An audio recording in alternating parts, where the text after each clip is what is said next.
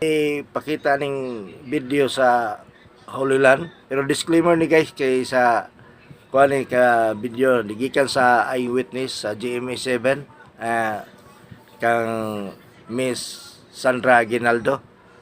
Atuloy ipakita guys kay daghan kayong ga-request nga ipabalik to. Anya. Ato na ipakita kay para mahibawan sa tanan nga ang pag dito sa kung adto kag hulilan kinalan ipakita gyud nimo ang naa sa Biblia. Kini guys nasubay gyud ni siya sa Biblia. Gikan ni dito gyud ni sa Holy Land sa natawhan ni Jesus Christ sa lugar ni Jesus Christ diin dito siya nanudlo, dito siya nagdako, dito siya nagsangyaw sa maing balita. Ato yun ang ato ipakita ni guys dito gyud ni dili ni parehas sa kuan sa uban nga nangadto dito mga apartment ray ipakita karon ipakita na mo ni ang inyong request base sa inyong request na atong ipakita ni guys kini pakita na to ni karon. Salamat guys sa mga nag-request nga inyo ang ipabalik ang video sa kuan. Daghang kayong salamat. God bless all. Tanawa lang ninyo guys.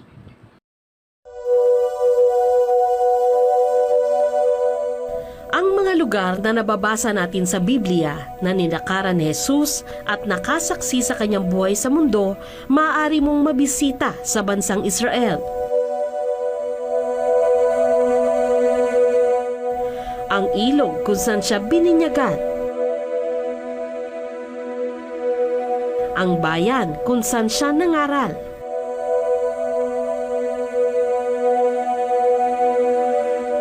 Ang hardin ng Getsemani kung saan siya nagdasal. Ang landas na kanyang tinahak habang pasan ang kanyang krus. Ang lugar kung saan siya sandaling nahimlay. Ngayong Semana Santa, muli nating sundan ang mga yapak ni Kristo dito sa Holy Land.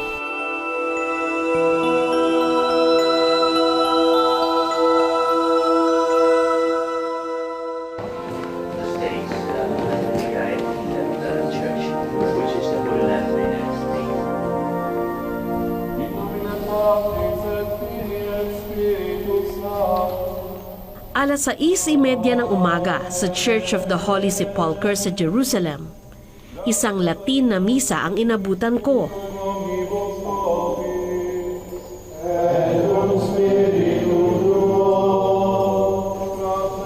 Nasa harapan kami ng tinatawag na edicule kung saan nakapaloob ang libingan ni Hesukristo. Nakapangingilapot isipin na ilang hakbang na lang mapapasok ko na ang sinasabing pinakabanal na lugar para sa mga Kristiyano. Sa loob ng edicule, una naming binisita ang tinatawag na Chapel of the Angel, kung saan sinasabing nakita ang anghel na nagsabing muling nabuhay si Kristo. The stone where the angel sat on the resurrection day. So we are in the tomb of Jesus. So here I have risen, I am with you still. I have laid your hand upon me. Too wonderful for me this knowledge. Alleluia, alleluia. How God anointed Jesus of Nazareth with the Holy Habang Spirit. nagdarasal, kumakabog ang dibdib ko dahil nasa tabi ko lang ang maliit na lagusan ng libingan ni Kristo.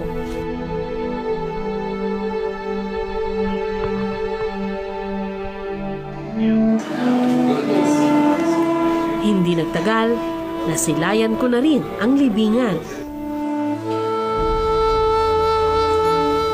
Natatakpan ito ng marmol para maprotektahan ang bato na sinasabing pinaghimlayan kay Kristo 2,000 taon na ang nakalilipas. Sa ibabaw ng marmol, merong altar para sa misa at iba pang seremonya. I would like to pray for the Filipino nation, for the leaders, our countrymen all around the world. Let's pray to the Lord. Lord, hear our prayer. Nakamamanghang isipin na nasa iisang lugar lang kami ni Jesus, kahit pa may 2,000 taon sa pagitan namin. Mahirap ipaliwanag, basta ang pakiramdam ko, kasama ko siya. Sa loob ng libingan, masisilip ang bato na nagsisilbing katibayan na dati itong kuweba. This is a rock. That means there's been a wall here before. This was a cave before a grotto where Jesus was buried. Now they just opened this one and they found the truth that it is really a cave, a grotto. Kung nakapagsasalita lang ang mga batong ito, marami pa sigurong kwentong maririnig. Mga kwentong nabaon sa pagdaan ng panahon.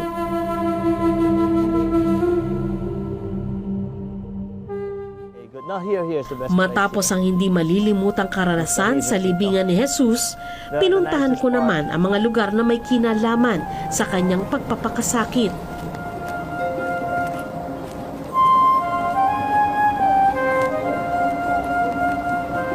Isa dyan ang Garden of Gethsemane kung saan nagdasal si Jesus bago siya ipako sa krus. These are 8 2,000-year-old trees. These trees are called Roman olive trees. They don't die. Jesus, after the Last Supper, he came here and Jesus prayed here. Father, if it's your will, that this cup pass away, but not my will, but yours be done. Katabi nito ang Church of All Nations na naitayo sa pagtutulungan ng iba't ibang bansa.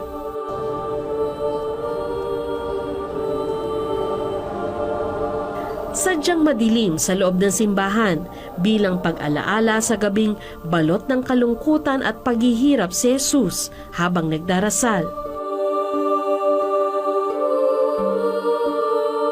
Makikita ang malaking bato sa harapan ng altar na kung tawagin ay agony stone. May paniwalang dito nagdasal si Jesus. Ayon sa Biblia, sa tindi ng kanyang pagdarasal, ang kanyang pawis ay parang mga patak ng dugo. Isa rin sa nakabibilib na bahagi ng simbahan, ang mosaic mula sa Byzantine Church na itinayo rito. Pinatungan ito ng salamin para hindi masira. Okay, we go here. Ahlan. Mabsuta, ma'am. Ahlan. Mabsuta, ma'am. Ahlan. Ahlan. Yeah. Ahlan. Sumunod kong pinuntahan ang tinatawag na Via Dolorosa, yung landas na tinahak ni Jesus habang pasa ng kanyang krus. Dito pwedeng sundan ang 14 na estasyon ng krus. Second station to. Second station to, Jesus carries the cross. Pero nalaman kong bukod sa mga Katoliko, espesyal din ang lugar na ito para sa mga nag-aaral ng kasaysayan. Dahil sa 2nd estasyon, ilang bakas mula sa panahon ni Kristo ang matatagpuan. Ang belief po ba ay nung panahon pa ho ni Jesus to? Yung mga markings po? Marami ito dito no? Ilan sa mga holy sites sa Israel natukoy dahil sa pinasapasang kwento at tradisyon ng mga sinaunang tagasunod ni Jesus. Dahil people remembered, where he was. Say Bethesda, they say Capernaum, say the Beatitudes, because they were expelled. Pinalis sila dito ng mga Romano noong 135 AD, both Jews and the first Christians, dahil they revolted against Rome. So nung nakabalik sila, ano po yung minarkahan nila ho yung mga sites na yun? Yeah, binarkahan nila ng mga simbahan. Malaking tulong din na hindi na bago ang pangalan ng mga lugar at ilang naiwang bakas ng nakaraan. Ito ang napatunayan ko nang sundan namin ang landas ni Kristo patungong Kalbaryo. Unang estasyon, hinatulan ng kamatayan si Kristo. According to tradition, Jesus was condemned to death, where he was flagellated and crowned with thorns. No? So we start the way of the cross here. So, and then we go to the other church. Konting lakad lang, ikalawang estasyon na, ang pagpapasa ni Kristo sa krus. Look at this. Huh? The games the Roman played right here. Sa estasyon na ito, agaw pansin din ang mga marka na mula pa raw sa kapanahunan ni Jesus. Ano ho ito, parang sugal? Sugal ng mga ng mga Romans. soldadong Roman soldiers, no? Parang dama. Oho. Ito maraming dyan din mo. Ha? Ito sa paa mo. At the end, no matter what, the die says, the prisoner will be punished. That is a description of Jesus also.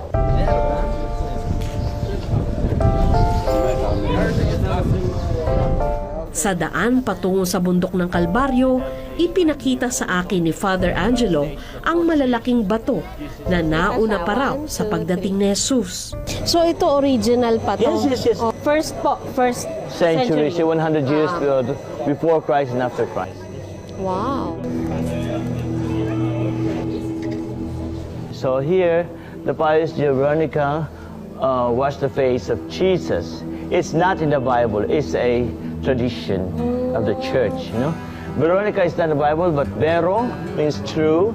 Icone means image of Jesus. Because here there's a tradition that Veronica came here and washed the face of Jesus because it was full of blood and dirt and Oo, yung pinahiran niya. Yeah. And then the miracle was that the face of Jesus was imprinted doon sa tuwalya ni Veronica.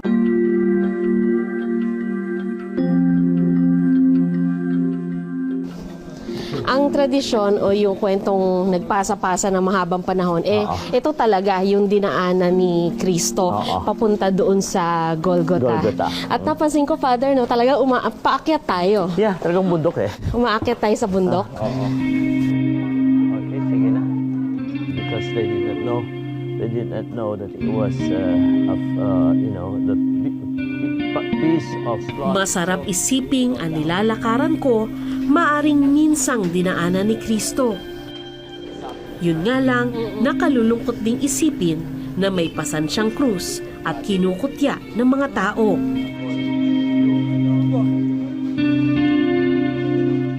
So ngayon ay nakaakyat na po tayo. Oh, sa Holy Sepulchre tayo.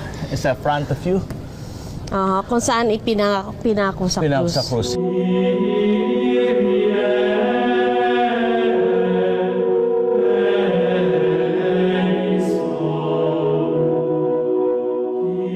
Humantong kami muli sa Church of the Holy Sepulchre.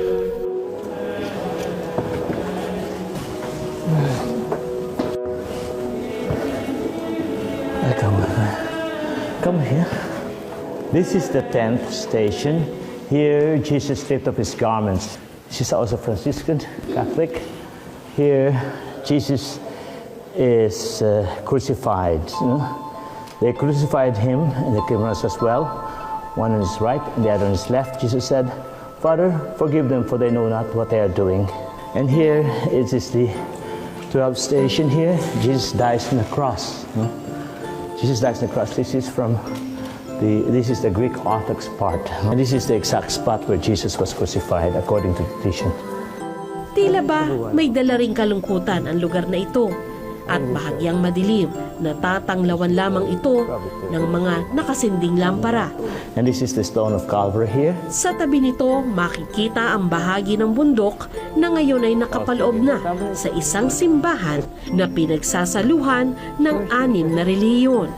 It's 2,000 years of history of conflict. Muslims, Crusaders, first Christians, the Greeks, and Franciscans and the Armenians who were here side by side. So we have to divide the time and everything. Everything here has a property right. Sa bungad ng simbahan, makikita naman ang isang malapad na bato kung saan pinaniniwala ang inihiga si Jesus pagkatapos ibaba mula sa krus. Ang tawag dito, Stone of Anointment. Mabango ang bato dahil araw-araw pinapahiran ito ng mga tao ng langis na mabango. May mga napapaiyak pa habang humahawak sa batong ito. Ipinakita din sa amin ni Father Angelo ang iba pang bahagi ng simbahan. So ito yung patunay na nung wala pa tong simbahan na to. Oo. Ito po yung itsura. Oo. Oo. Bundok na mabato. A quarry. Huh? Quarry. This is Calvary, it's the foot of Calvary. This is the fissure, according to tradition, was caused by the earthquake when Jesus died. So this is the time of the Crusaders, the walls here. Sumunod, bumaba kami patungo sa chapel na inaalay kay Saint Helena, ang ina ni Constantine the Great na isa sa mga naniniwala kay Jesus. This one, see the Crusader columns here. Ang mga Armenia naman ang nangangalaga sa chapel na ito na itinayo ng mga Crusaders. Makikita ngang nakaukit sa mga pader nito ang napakaraming krus na inukit ng mga bumibisitang pilgrim noon. The true cross. Mula dito, bumaba pa kami patungo sa Chapel of the Finding of the Holy Cross. And so they cleaned it and they lost all the graffitis from the time of the Sinasabing Crusaders. dito natagpuan ang krus na ginamit ni Jesus nung ipahanap ito ng nooy Empress Helena. Reservoir,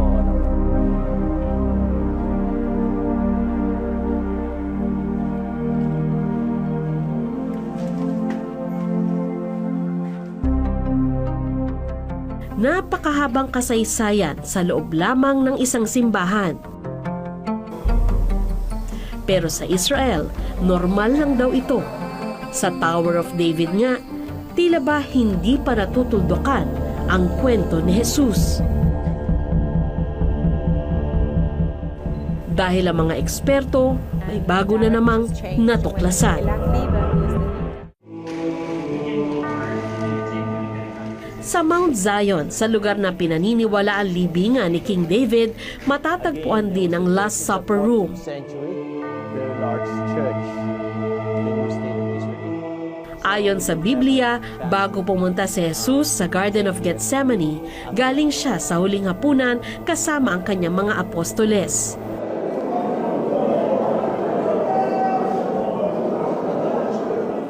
Naabutan naming nagdarasal sa loob ng kwarto ang isang grupo ng pilgrim. Pero ayon kay Father Angelo, hindi ito yung aktual na kwarto ng huling hapunan dahil marami ang nasira sa ilang giyera sa Jerusalem. Everything was destroyed here. And then in the 12th century, this church, this building was pinagawa ulit itong ito.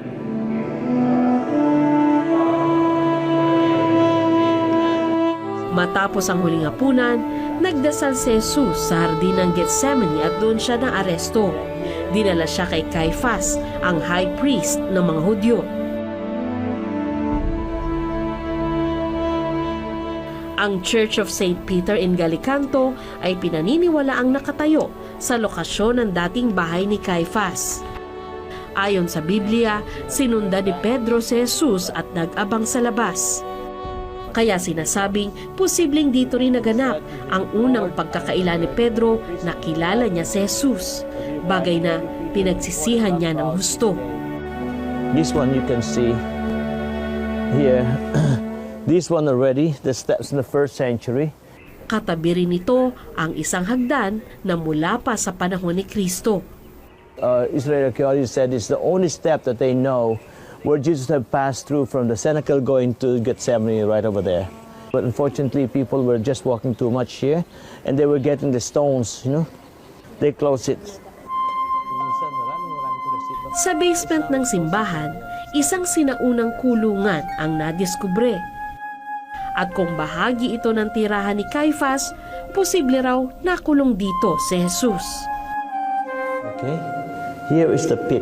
Now, according to tradition, Jesus was taken down here. Now, they found it in 1898. Paliwanag ni Father Angelo, nung panahon ni Kristo, sa butas lamang ipinapasok at inilalabas ang tao. They had to bring him down with a rope. Would you say strong po yung tradition na yun? Well, I shouldn't say strong. Ito dahil bahay ni Caiaphas to, he would have some kind of prison also. So for criminals like Jesus, they had to be sentenced to death. Jesus was put in a pit. And which correlates with the story of Psalm 88. Kinabukasan, ibinigay si Jesus kay Poncio Pilato, gobernador ng Roma na namamahala sa Jerusalem.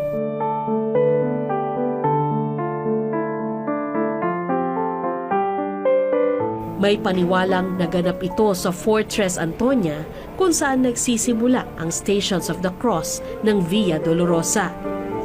Pero may paniwala ding naganap ito sa isang citadel o sentro ng pamamahala na kilala ngayon sa tawag na Tower of David.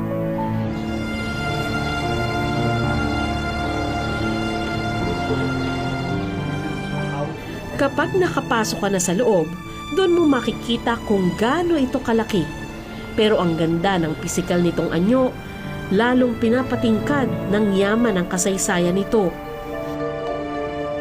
Tinirhan ito ng mga hari at posible raw dito nilitis at hinatulang ipako sa krus si Jesus.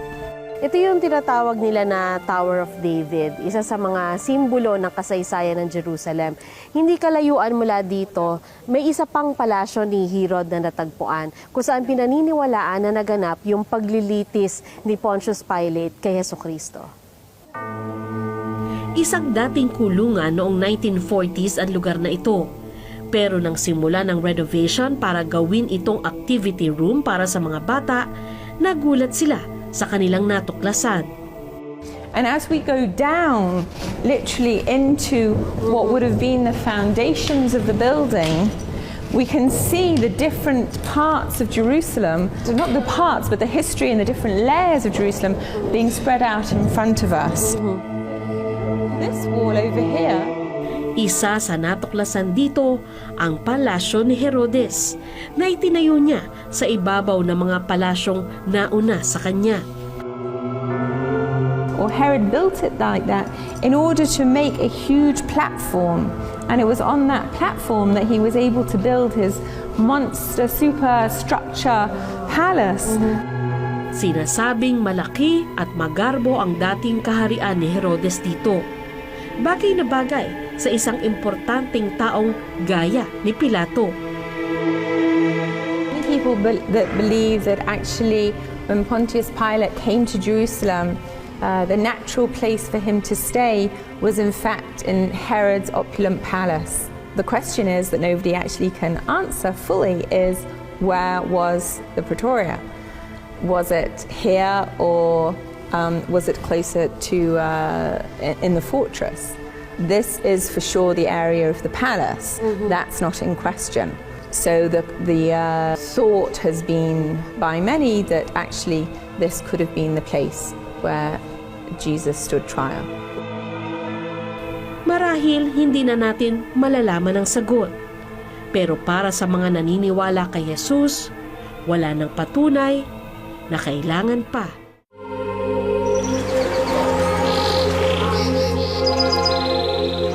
Sa labas ng Jerusalem, marami pang lugar na mabibisita na may kinalaman sa buhay ni Jesus. Pinuntahan ko ang simbahan sa Cana na pinaniniwalaang nakatayo sa lugar ng unang milagro ni Jesus. Ayon sa Biblia, sa isang kasal sa Cana, ginawang alak ni Jesus ang tubig matapos humingi ng tulong ang kanyang inang si Maria. Sumisimbolo raw ito ng pagpapahalaga ni Jesus sa kasal at pagpapahalaga rin niya sa kanyang ina.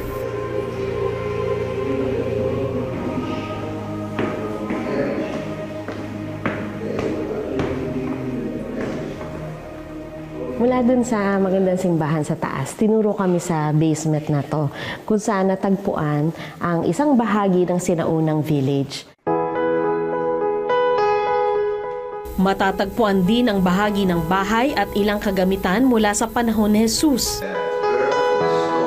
Marami ring nag-iiwan ng sulat na naglalaman ng kanilang kahilingan. Pinupuntahan din ng marami ang simbahang ito sa Cana para humingi ng basbas sa magandang pagsasama ng mag-asawa. Mga Pilipinong pari at madre ang nangangalaga sa simbahan ng Cana.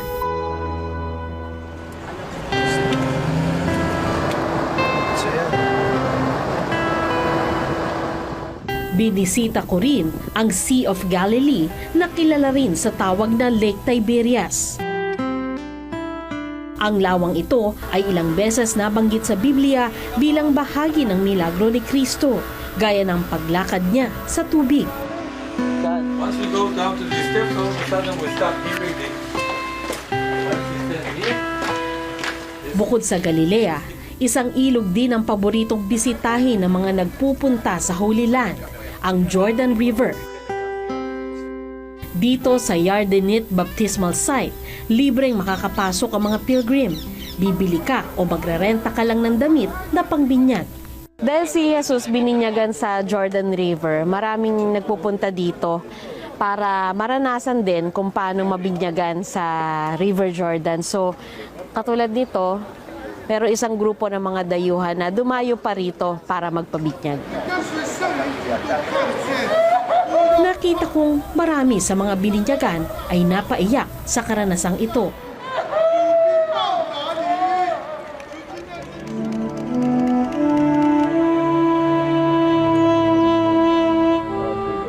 Sabi nga, ang pagpunta raw sa Holy Land ay napaka-personal na paglalakbay. Father, bilang Katoliko po, anong kahalagahan sa pananampalataya natin ng mga lugar na binisita po natin? Sa akin, as personally, ay talaga nag-bold and nag-deepen yung faith ko kay Jesus. No? Truly, God became man, like each one of us here, because in those places, I'm sure Jesus showed his himself in the flesh.